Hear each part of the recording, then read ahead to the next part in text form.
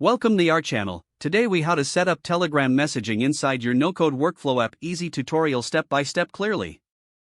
Start by opening your no-code workflow app dashboard. Locate the section for integrations or third-party apps. Search for Telegram in the integrations list. Select the Telegram integration option to begin setup. You will be prompted to authenticate your Telegram account.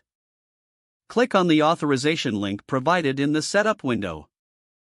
This will redirect you to Telegram's authentication page.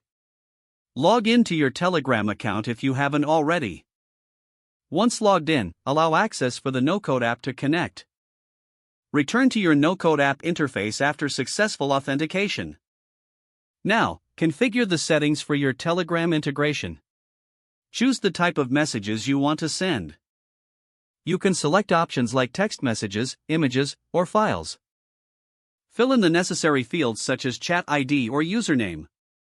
You may need to create a bot if prompted during the setup. Follow the instructions to create your Telegram bot in BotFather. Once your bot is created, copy the API token provided.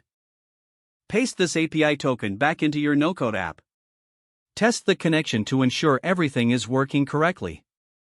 You can send a test message to confirm successful integration. If the message is received in Telegram, your setup is complete. Save your workflow and any additional settings you may need. Now, you can automate Telegram messaging within your no-code app.